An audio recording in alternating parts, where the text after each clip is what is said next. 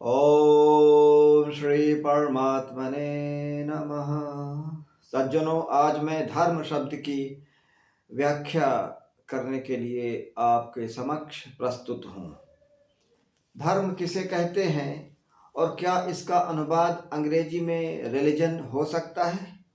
Religion शब्द का अर्थ भी मैं आपको बताऊंगा, परंतु सबसे पहले धर्म क्या है और भारतीय अवधारणा क्या है, भारतीय दार्शनिक परंपरा के संदर्भ में धर्म शब्द की क्या व्याख्या है, धर्म शब्द का क्या अर्थ है, व्याकरण की दृष्टि से भी देखेंगे और उसके रूढ़ और विस्तृत अर्थों में प्रयोग की भी हम लोग चर्चा करेंगे। तो संस्कृत में कहा गया है धार्यते अनेन इति धर्मः, जिसके द्वारा सब कुछ धारण किया जाए उसे धर्म कहते हैं। अब ये तो बहुत बड़ी बात हो गई, किसके द्वारा क्या धारण किया जाता है, ये भी एक ज्वलंत प्रश्न है। इसके साथ में भारतीय परंपरा में उसे ब्रह्म कहा जाता है, परमात्मा कहा जाता है, और वह परमात्मा सनातन है। सनातन शब्द आते ही फिर मस्तिष्क में अनेकानेक प्रश्न कौंधते हैं विद्युत की भांति। सनातन क्या है? इसकी यदि हम संधि विच्छेद करें तो सत धन आतन, सत अर्थात सत्य, आतन अर्थात आच्छादन, आवरण अथवा उसका आयाम, बहुआयाम, सर्व आयाम। आयाम शब्द के भी कई अर्थ हुए, आयाम सीमित अर्थों में, बहुआयाम, सर्व आयाम। तो सनातन शब्द सर्वायाम, सर्व आयाम अर्थात यत्र तत्र सर्वत्र जो सत्य है, और सत्य वह इसलिए है कि वह सनातन है। सनातन का अर्थ ही है कि सत्य ही व्यवस्थित है, सत्य का ही व्यवस्थापन है, सत्य का ही आयाम है, सत्य का ही महाआयाम है, और उसमें कोई परिवर्तन नहीं होता है। एवर लास्टिंग, एवर चेंजिंग, वह सदा सर्वदा यथावत रहता है, इसलिए उसे शाश्वत भी कहते हैं, इसलिए उसे निरंतर भी कहते हैं। तो सनातन अर्थात हमेशा एक सा रहने वाला, और धर्म इसीलिए कहते हैं सनातन धर्म। धारते अनेन इति धर्म है, और चूंकि यह सनातन इसलिए है, कौन सनातन है? धर्म। धर्म ही सनातन है और सनातन ही धर्म है, क्योंकि धारते अनेन इति धर्म है, जिसके द्वारा सब कुछ धारण किया जाता है वही ब्रह्म, वही परमात्मा सनातन है।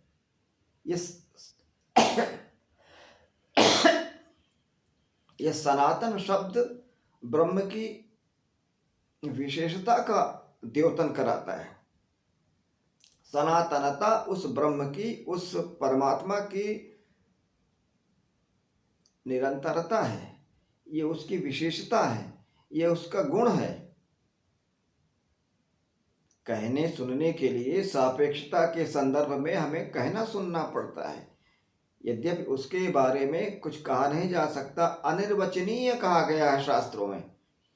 तो जब हम धर्म कहते हैं तो धारते अनेन इति धर्म है, तो प्रश्न उठता है कि ये जो धारण करता है सबको, सब कुछ को, वह क्या है? तो वह अदृश्य है, अनादि है, अनंत है, सर्वव्यापक है, और वो हमेशा है अर्थात सनातन है।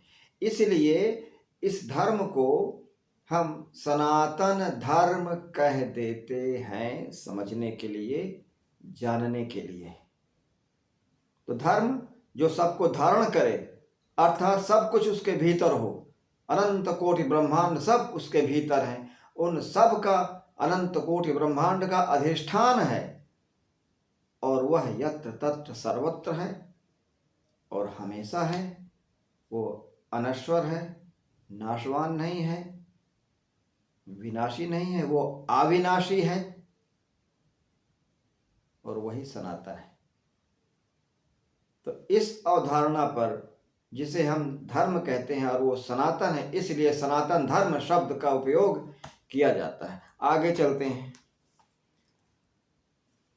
ध्रियते अनेन इति धर्म है, वो भी उसी संदर्भ में है, धारण किया जाता है, इसलिए उसको धर्म कहते हैं, और क्योंकि वह सनातन है।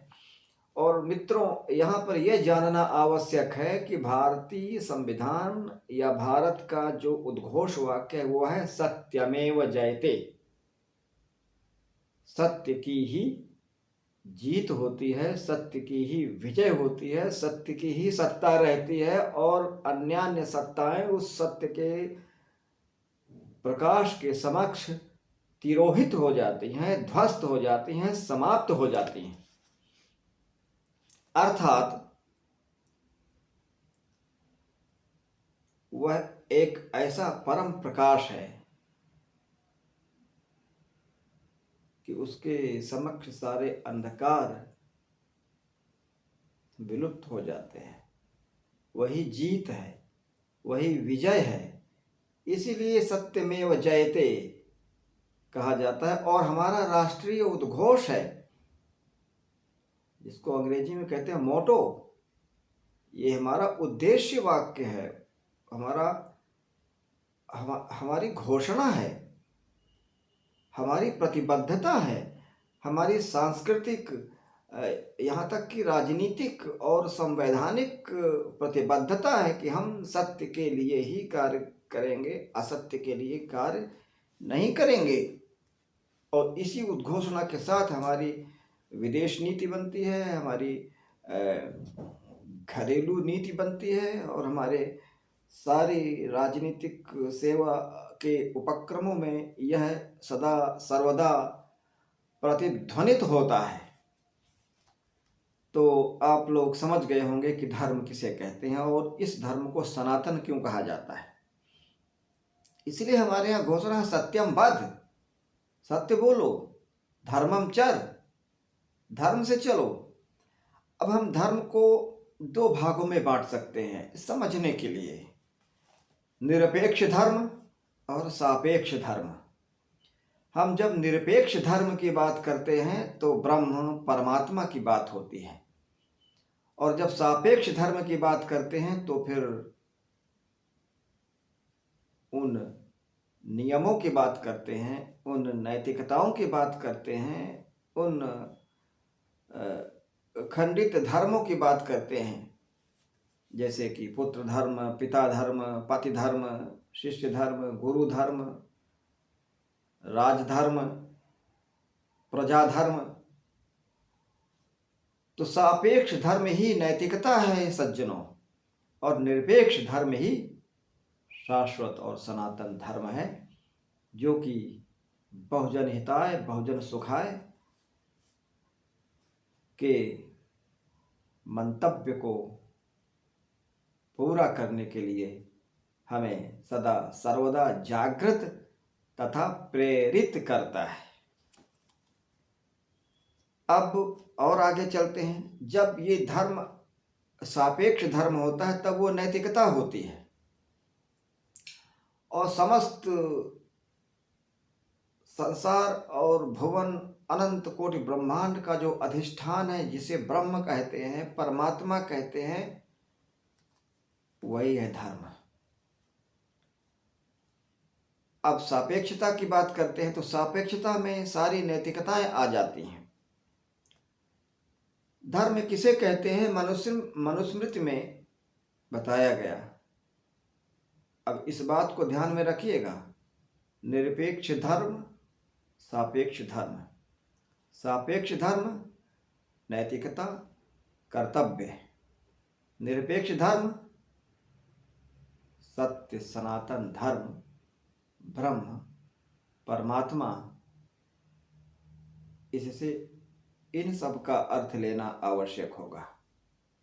तो अब समझिएगा कि धर्म को हम समझते हुए उस महान सनातन और सार्वकालिक सत्ता के स्फुरण में, जो ये संसार में स्फुरण होता है, वहाँ पर हम नैतिकता और सापेक्ष धर्म की बात करते हैं। सापेक्ष धर्म का अर्थ ही है नैतिकता और कर्तव्य।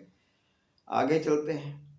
इस नैतिकता और कर्तव्य का पालन करने वाला व्यक्ति किस प्रकार का होना चाहिए, कितने गुण उसमें होने चाहिए जिससे हम कह सकें कि यह व्यक्ति धर्म का पालन करता है, या यह व्यक्ति धार्मिक है, या यह व्यक्ति धर्म का अनुशासन और धर्म को धारण करता है।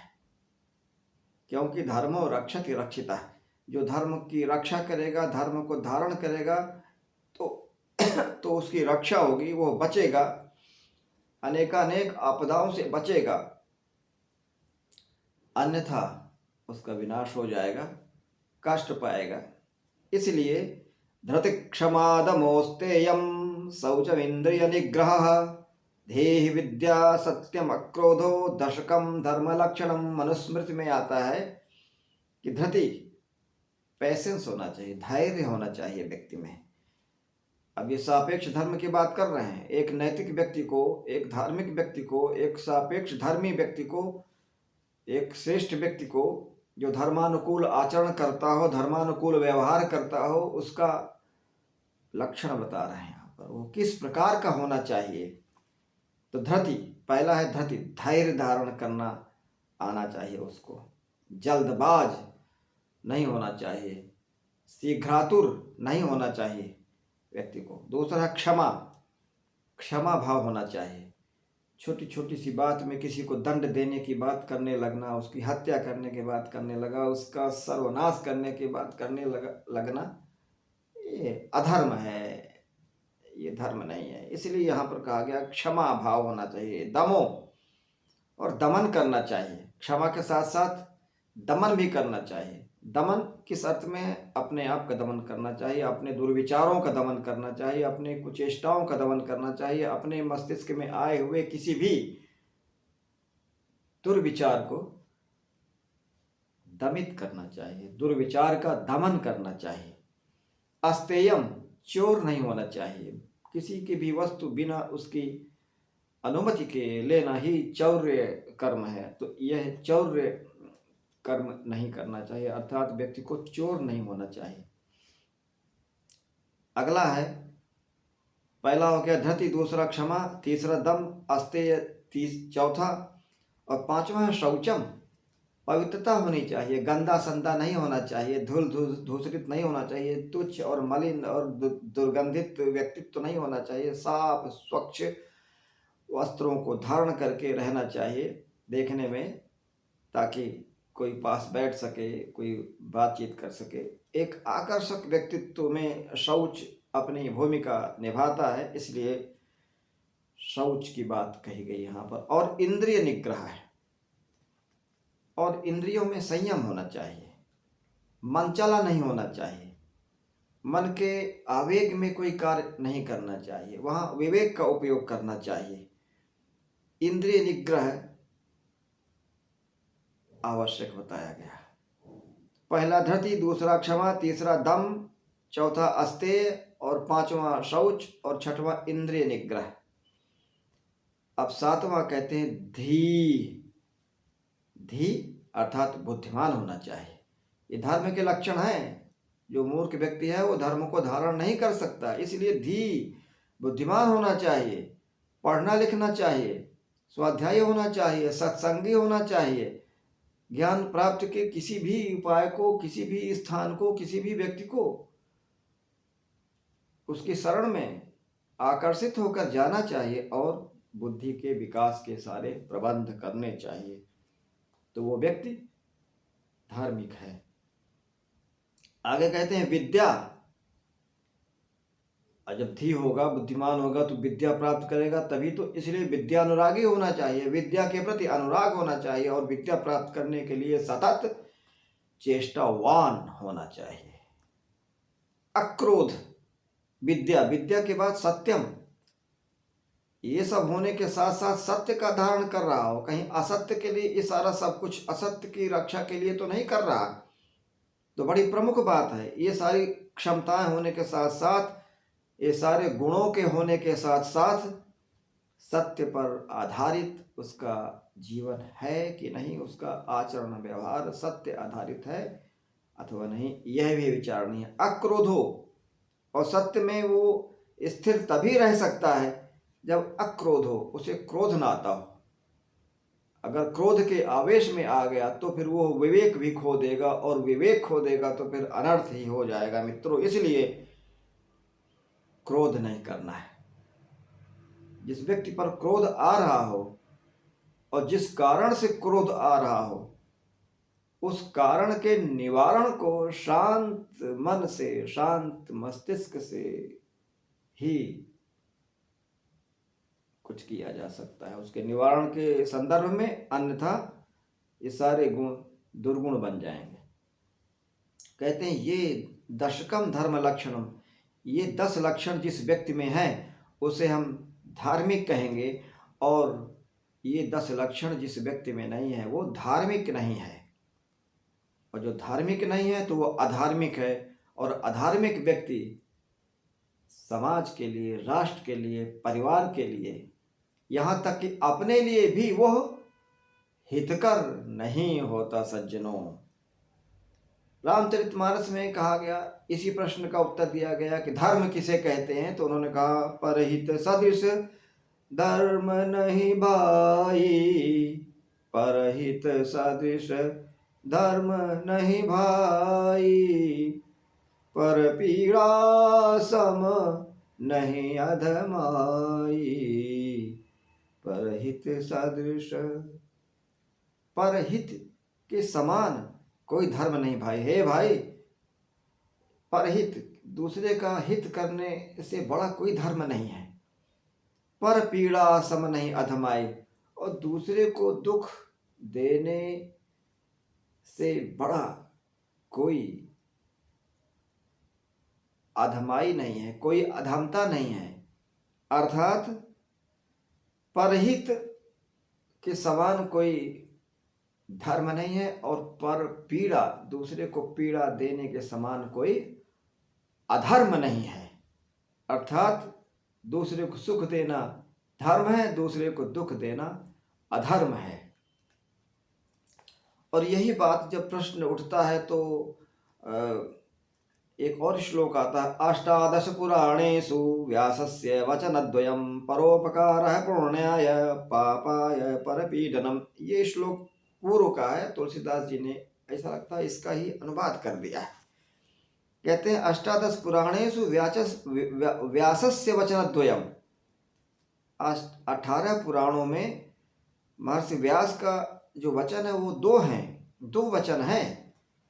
कौन कौन से 2 वचन हैं? तो कहते हैं परोपकार है पुण्याय, परोपकार करने से पुण्य की प्राप्ति होती है,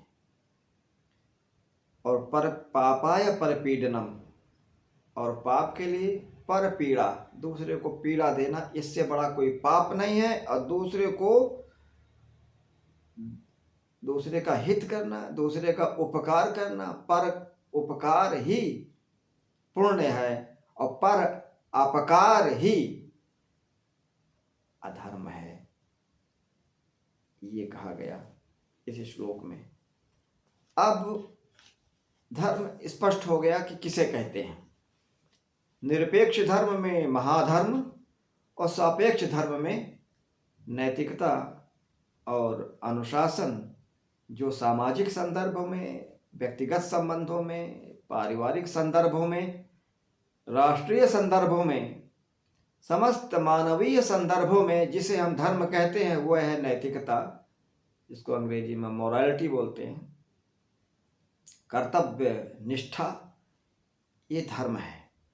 तो धर्म और नैतिकता, इसी को मानव धर्म बोलते हैं। एक मनुष्य का धर्म क्या है? नैतिक होना, ईमानदार होना, सत्यनिष्ठ होना, ये सापेक्ष धर्म कहलाते हैं मित्रों। तो ये अब उसमें से राजधर्म आ गया, प्रजा धर्म भी है, तो पिता का धर्म भी है, शिष्य धर्म भी है, गुरु का धर्म क्या है, माँ का क्या धर्म है, राष्ट्र धर्म किसे कहते हैं, देह धर्म किसे कहते हैं, पत धर्म किसे कहते हैं, पत्नी धर्म किसे कहते हैं, भ्रातृ धर्म किसे कहते हैं। ये सारे धर्म नैतिकता से बंधे हुए हैं। एक निश्चित मर्यादा है संबंधों में, यदि उस मर्यादा का पालन नहीं किया जाता तो वह व्यक्ति नैतिक नहीं कहलाता, श्रेष्ठ नहीं माना जाता, श्रेष्ठ नागरिक नहीं होता, क्योंकि वह अपने धर्म का पालन नहीं करता, अधार्मिक है, अधर्मी है, अधार्मिक है। साथ में मित्रों एक धर्म और है जिसे आपद धर्म कहते हैं। इन सारे धर्मों से परे एक धर्म है जो इन सारे धर्मों के त्याग की बात करता है। कहते हैं संकट काल में कोई धर्म नहीं होता, प्राण बचाना ही वहां पर सबसे बड़ा धर्म होता है।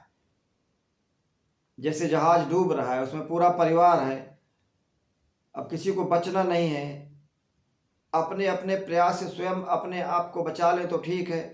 अगर पिता अपने धर्म का पालन करता है, पुत्र को बचाने के लिए प्रयास करता है, तो पुत्र तो डूबेगा ही, वो भी डूब जाएगा। कहीं आग लगी हुई है, पूरा गांव धो धो करके जल रहा है, वहां अपने आप को बचाना ही धर्म है। हम बचे रहेंगे तो बाद में और भी कुछ हो सकता है, और किसी को बचाने के लिए यदि हम आग में घुसे तो वो तो जल ही रहा है, हम भी जहाँ जाके वहाँ जल जाएंगे। तो ऋषियों मुनियों ने एक धर्म का और विधान किया है, उसी को कहते हैं आपद धर्म। और इसी को आगे समझाते हुए कहते हैं आपत्ति काले मर्यादा नास्ति। आफत आ गई हो, आपत्ति काल हो, आपद अवस्था हो, उसको निरापद बनाने के लिए जो कुछ किया जाए वही धर्म है।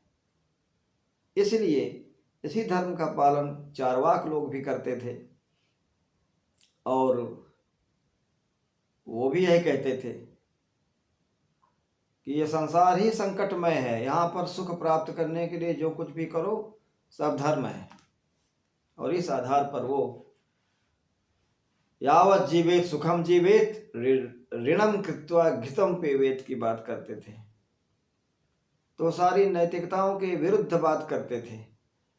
अब यहाँ पर सामाजिक नैतिकता, सामाजिक अनुशासन भंग हो रहा है, इसीलिए चारवाक दर्शन चर्चा में तो रहा, परंतु उसका जीवन में कोई उपयोग नहीं रहा, उसका कोई व्यवहार नहीं रहा। क्योंकि यदि सभी लोग ऋण लेकर के घी पीने लगेंगे तो ऋण देगा कौन? इक्का दुक्का कुछ व्यक्ति ऐसा कर सकते हैं, वो भी समाज में शोभा नहीं बढ़ाएंगे, ऐसे लोगों की कोई प्रतिष्ठा नहीं होती। कोई व्यक्ति किसी से ऋण ले लेकर के और मौज मारे तो ऋण उसको देगा कौन? सभी लोग ऐसा करेंगे।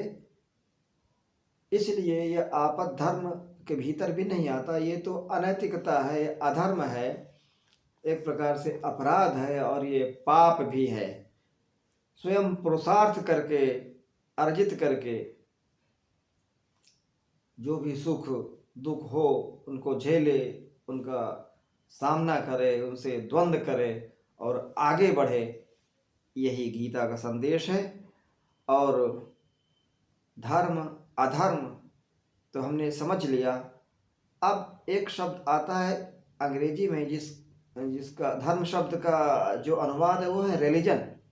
इसको भी थोड़ा सा समझ लेते हैं। रिलीजन शब्द अंग्रेजी का शब्द है जिसका अर्थ लोग धर्म करते हैं, परंतु उसका सही अनुवाद तो पंथ होगा, क्योंकि यह ध्वनि इसी शब्द से ही निकलती है। वो क्या है? ये रिलीजन शब्द दो शब्दों से बना हुआ है। ये लैटिन के re plus ligare is equal to religion, इस शब्द में बनता है। री माने होता है पुनः, लिगेयर माने होता है to connect. Ligare means to connect, religare means reconnect. Religion शब्द का अर्थ हुआ रिकनेक्टिविटी, रिकनेक्शन, अर्थात हम कहीं से डिस्कनेक्ट हो गए हैं और हमें पुनः रिकनेक्ट करना है, हमें पुनः जुड़ना है। हमारा संपर्क कहीं से छिन्न भिन्न हो गया है, उससे हमें पुनः संपर्क स्थापित करना है। तो किससे संबंध विच्छेद हो गया है और किसका हो गया है? तो आत्मा का परमात्मा से संबंध विच्छेद हो गया है। जीवात्मा अपने वास्तविक स्वरूप को विस्मृत कर चुकी है, भूल चुकी है, इसलिए उसे रिलीजियस होना पड़ेगा, अर्थात ऐसी प्रवृत्ति का होना पड़ेगा कि वो अपने आप को कनेक्ट कर सके, फिर से जोड़ सके। अब यहाँ स्पष्ट रूप से देख सकते हैं कि रिलीजन शब्द धर्म शब्द का अनुवाद तो नहीं हो सकता।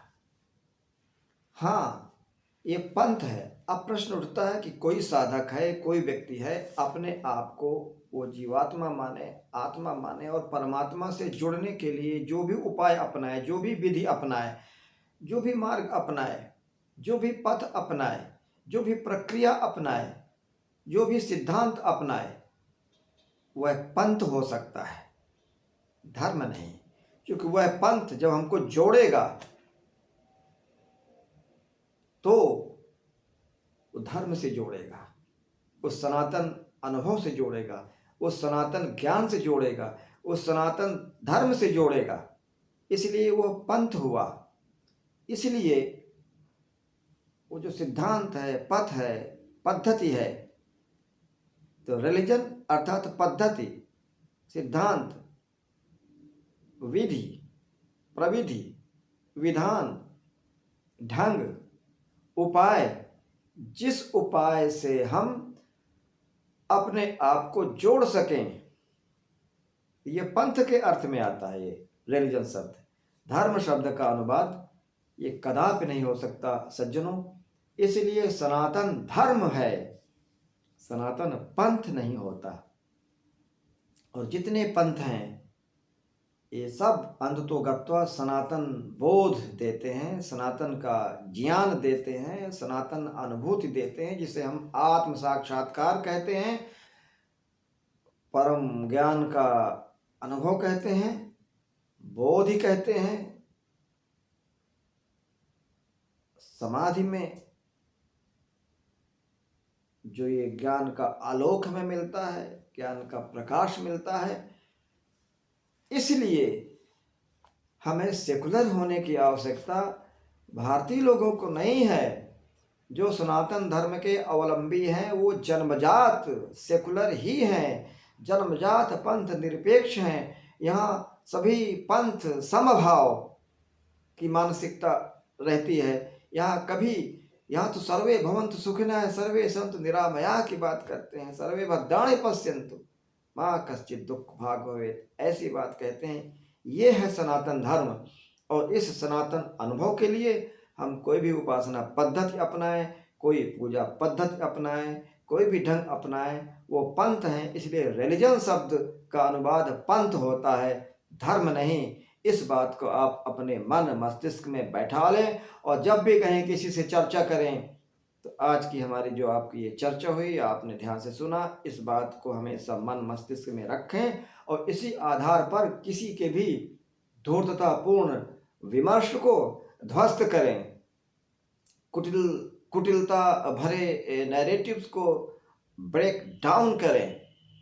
इस लक्ष्य के साथ हमें अब सनातन वीर बनना पड़ेगा। वीर भोग्या वसुंधरा, निरीह भोग्या वसुंधरा कभी नहीं हो सकता। हमें वीर बनना पड़ेगा, निरीह नहीं बनना पड़ेगा। हमारे देश में निरीहता की परंपरा नहीं रही है, वीरता की परंपरा रही है।